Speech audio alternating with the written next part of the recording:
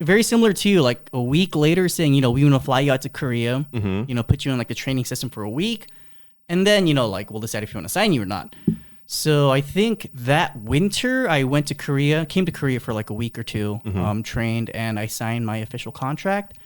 And then went back to the States, finished high school, came to Korea, trained for 9 months, and debuted as a member of the K-pop group Newest, whatever you guys want to call it.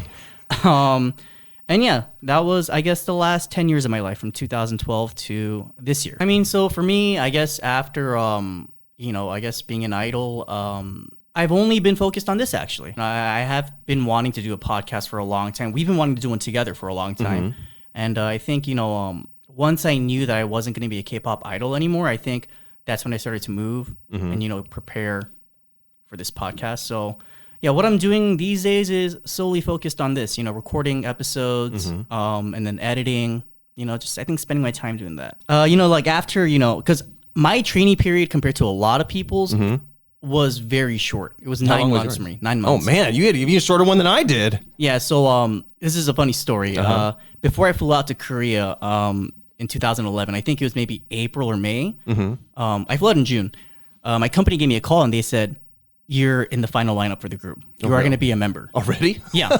Without me training. So I was like, oh, damn. I must be good. I must be hella They got good. like some good eyes, hella good looking or something. God. Like, or my vocals are on point. Oh, stop saying that, man. People aren't going to listen to us anymore. I'm just kidding, guys. But back then, my vocals were pretty bad. Anyways, I trained for 9 months and like I debuted. And for me, it's kind of hazy to me right now, I guess, because it's been 10 years. But like it didn't feel real. Do you know what I mean? Like it felt not surreal, but like even like when we were like recording our first actual debut stage, like I didn't have that thought like, oh, I'm finally a celebrity. I'm a K-pop idol. I made it.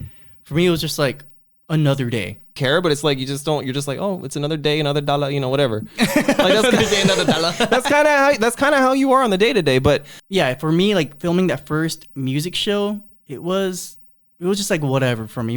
Maybe it's my personality. I don't know, but for me, it wasn't like breathtaking. Really? Yeah. Off the stage, yeah, right there. He always makes fun of me for that song. Don't worry, I make fun of myself too. But like, excuse me. No, anyway, yeah, no. Thankfully, my company was very like understanding of me at the time. So I had it, I would say, fairly easy compared to like other people. Like Hogwa. Yeah. Oh my God, I ate it. Like I ate it. For me personally, I did do a lot of overseas promotions in my last 10 years. I've been to a lot of countries that I thought I would never be able to visit. And, for me, it was a very uplifting and a very, it was a privilege for me to meet all these people and all these fans around the world. It definitely made me feel like, like we are, like reaching our goal, of becoming, like, I guess, I don't want to say famous, but, like top idols, like just seeing all these people giving us so much love and support. It was very encouraging and it was a very, big, I guess, motivational factor in my career. So I had a great time going overseas, really good positives. I think just like I mentioned briefly earlier, just getting to meet a lot of people around the world and, just having fans, having that support base, I think not even just as an artist, but people that like you as a person. I think having that, very strong foundation just helped me grow as an artist and as a person. And, like I said, it was like a very big, like motivational factor for me in my career. I think everyone has their own experiences. And I think it is good that you tell your story and you share your story so people understand what it was like, Yeah. I mean, everyone has different experiences. Yeah. Everyone's viewpoint is different. The dark and the light meet up in a state. Okay, whatever. Yeah. Okay. Yeah. Okay. It was. You got me, buddy. Well, I didn't know you back then. Well, oh yeah. And then like I bring it up all these years later. He doesn't even remember it. Dude, when did I go? Oh yeah. I'm not that type of person. I mean, maybe a negative for me. I guess like once I reached a certain point in my career, I guess like being the public eye. It was a good thing, but it was also a bad thing. It was like a double-edged sword. There was definitely like an image that I had to uphold at all times. Not saying that, like the image that I showed my fans these last 10 years was fake. It is me, but definitely like a more held back, reserved me. And there were definitely some guidelines that I did have to follow. And I think at one point, like just having to uphold that image, just kind of got in my head a little bit. And I think you know this better than anyone else. I started getting a little paranoid because there were times where people did like try to follow me home after I finished work, and I guess that kind of did contribute to that. But just having that image to uphold, and just being in the public eye 24/7 really put a strain on my mental health. I think a little bit. Yeah, it was like a little. I was in a weird patch for a little bit. I'm a lot better now. Yeah, I think that was the only negative for me. Maybe. I think for me, how to keep positive through the tough times. I think a lot of what I did when I was younger was drinking, and I'm sure a lot of our listeners, who were, I guess, fans of mine when I was an idol, probably know this. But I used to drink a lot back in the day. Not so much nowadays. And I also think, just having a good support base, like your parents. Like I used to talk to my parents, almost every day. One thing that my mom told me when I was really struggling was, if you don't want to do it, just don't do it. You always have a home to come back to in the States. Like, you can always come back to us. We'll take care of you no matter what. And I think that really, motivated me to kind of get off my ass and work a little harder.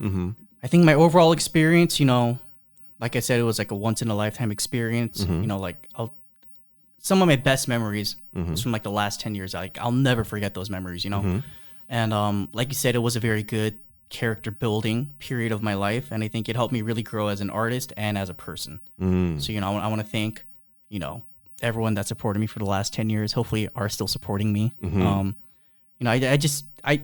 can't put it into words, the experience that I had. A lot of ups and downs, but definitely like more ups. No pain, no gain. A little bit of this, a little bit of that. I don't know the song. I think if you just put your head down, and just work, you have to be obsessed with this career. You have to be. Whether it be you practice singing every day for hours on end, whether you practice dancing, you have to be obsessed with this career. You don't have to be obsessed. Of course, you have to be obsessed with it, like the whole span of your career. But if you build build the blocks right now, stack the blocks up right now, you will have a successful career, I think. Right. But it's also, I think, good not to get your hopes too high, because statistically, like the success rate is very low. But I mean, just the type of person I am, I think if you work hard at something, I think you will succeed at one point or another. I think, like timing is very important. I think everyone has their own timing. So if you guys want to be K-pop idols, just put your nose down and grind, I guess.